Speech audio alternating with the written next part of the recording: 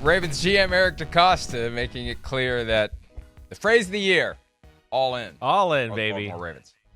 And that wasn't Jerry Jones he was talking to, although it would stand to reason that Jerry Jones would be looking for some advice on what it means to actually go all in. He's heard the term. He's used the term. He apparently doesn't have the instruction booklet on what all in means, because it apparently means don't do a damn thing. Just sit and wait for the world to unfold around you, and maybe an answer will reveal itself. That's not the way to build a championship team. But Chris, as we talked about yesterday, their foot dragging with their young star players is really the core of the problem. And some people don't like it when we say that, which makes me think we're probably on to something when we say that. Do you think Jerry realized like the can of worms he was going to open up like with the all-in comment, and how it was going to become a living, breathing thing this offseason? I mean, it's kind of amazing. I feel like, even that question there, yeah, it's all off of this Jerry Jones saying they're all in. They're not obviously all in as far as free agency is concerned. I don't know what their example of all in is, but it isn't the same example all of us have. That's for sure. But yeah, you said it right. I mean, it's paying guys a little too much money, not getting out in front of contracts.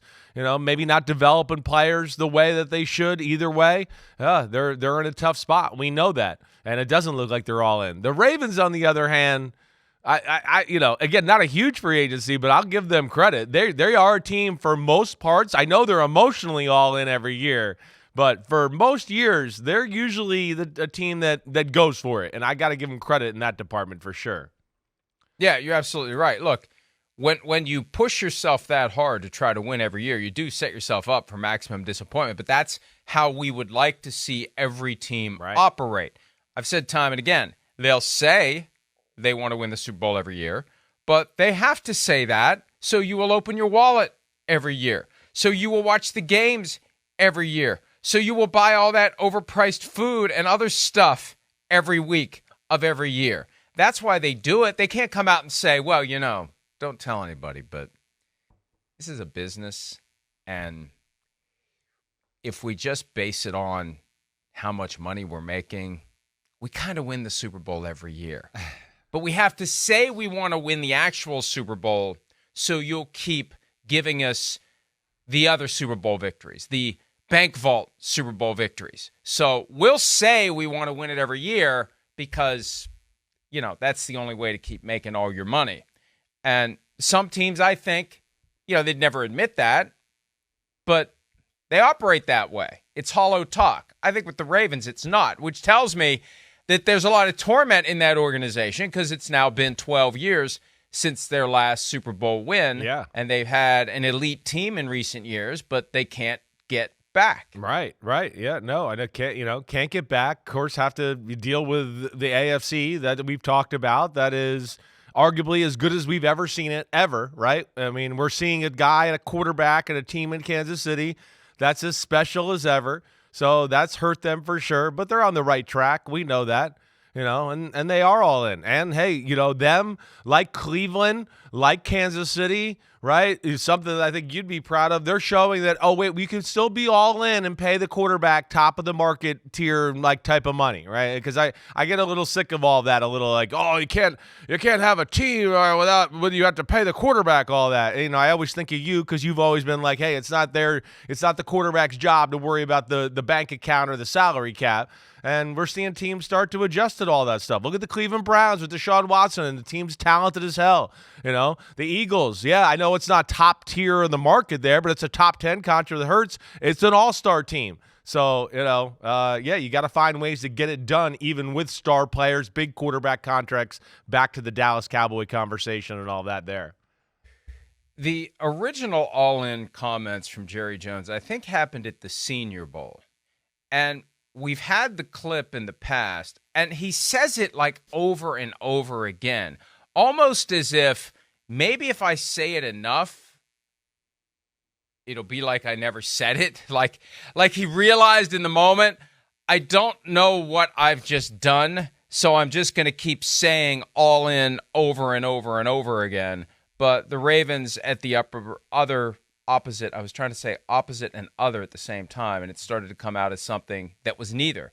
At the opposite end of that spectrum are the Baltimore Ravens. And, yeah, you can take comfort in the reality that if you're a Ravens fan, they're at least trying. Yes. They aren't succeeding, but they really are trying to get to the Super Bowl every year. Yeah, they got a culture that expects that, and I think that's what Harbaugh's built. It's Steve Bisciotti, right? The owner. He's obviously instilled that. Bisciotti. Excuse me. I know. Bisciotti.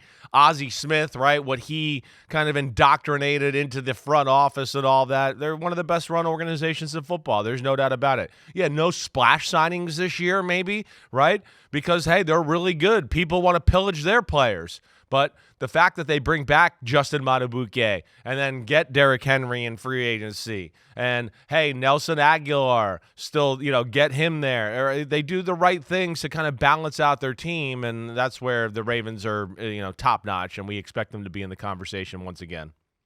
Isn't it sad that Nelson Aguilar's NFL legacy will be every time his name comes up, people think of the guy who was talking about dropping babies.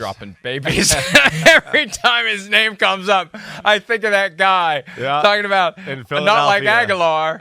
They dropped it. He didn't drop the baby, unlike Aguilar. Yeah, that just shows you how much the fans love their teams in every NFL city, and hell, it's why we have jobs, because the fans love their teams. Oh, by the way, I'm not going to read the emails, but remember our Cowboys fan Vince who used to send in real-time emails? I woke up this morning to a couple of really hostile, like over the top, like I can't even read them, emails from Vince. Damn. Who's upset because of what we were doing yesterday to potentially stir up trouble for the Cowboys. Right. It's like, dude, I mean, they're stirring up the trouble. We're just pointing out, no, they got some trouble over there. So it just shows you how passionate fans are. And look, what he said was highly inappropriate, and I should be mad about it. And it was almost on the line where I should send it to NBC security. That's how hateful and vile and over the top it is.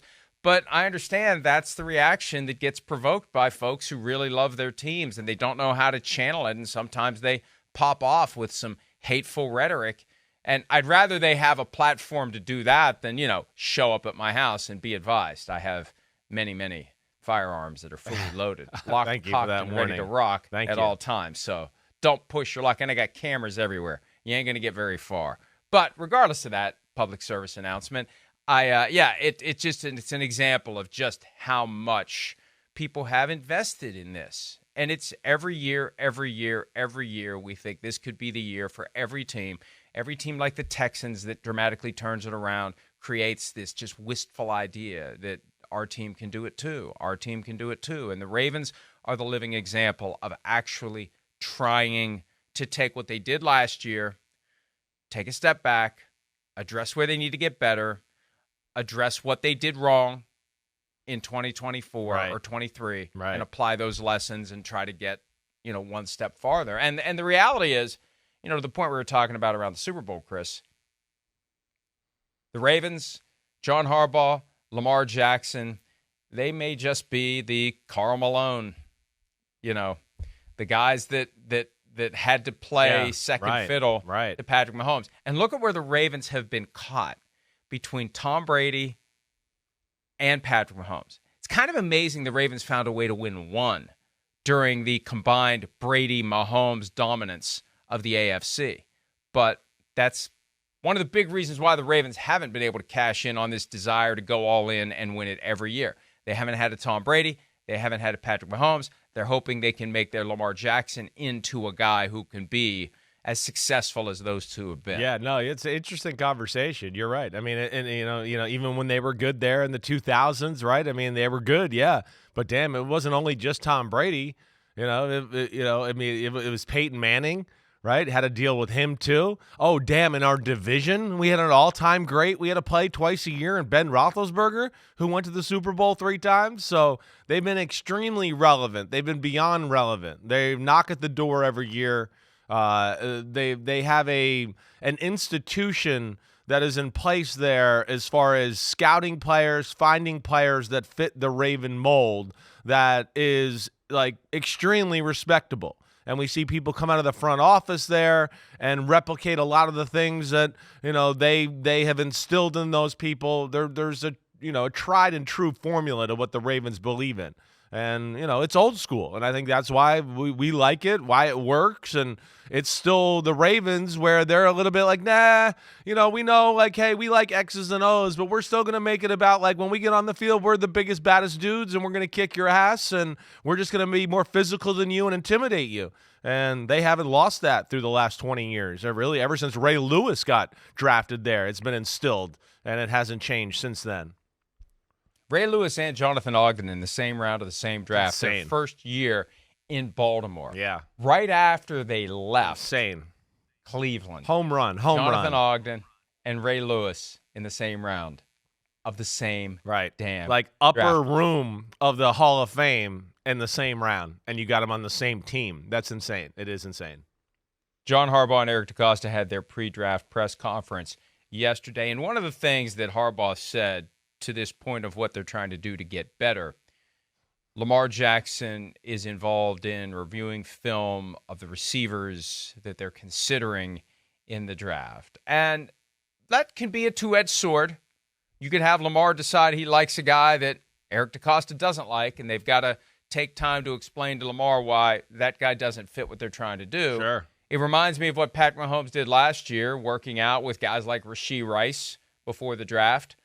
Take it a step farther. Take it beyond reviewing film. Let's go see how this guy and I click on a practice field. That's something Lamar Jackson would be allowed to do if he wanted to do it. Meet me in South Florida. I'll see you there. Yeah, right. Beyond the confines of the team itself. You don't bring him to the team facility and do it, but you take Lamar Jackson and him and you get them together somewhere if Lamar Jackson wants to do it. But, I'm a firm believer. If you want your quarterback to be basically the coach on the field, you need to find a way to let him give input, and you need to find a way to respectfully disagree with the input he's given. You don't want to just throw him the keys to the car and say, we're going to do whatever you want us to do. We want your input.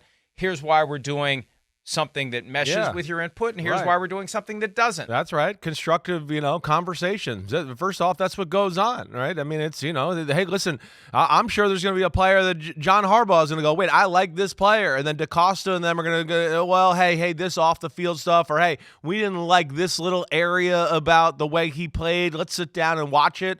And then you start to go, oh, yeah, I see what you're seeing. I know what you're saying here. Okay, blah, blah, blah.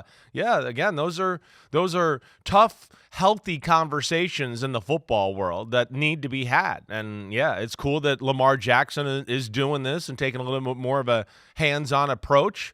That's the benefit of signing up your guy long-term, having him there, all of that. And then, it's the Mahomes factor. Brady raised it to a level. And, Brady and Manning brought it to one level. Now Mahomes is like, wait, I'm going to try to match that mentality, and now I'm going to one-up it with my training and how I'm involved with my team all year long. And now that's becoming a new thing in the NFL, too, with these quarterbacks as well. Okay, if Mahomes is doing it, then, damn, maybe I'll start to watch film, too, and be involved in this a little bit as well if I'm a franchise quarterback. And I think that's the effect he's having on the league right now. Hi, it's Mike Florio. Thanks for watching PFT on YouTube. Hit subscribe for the latest news and analysis from Pro Football Talk.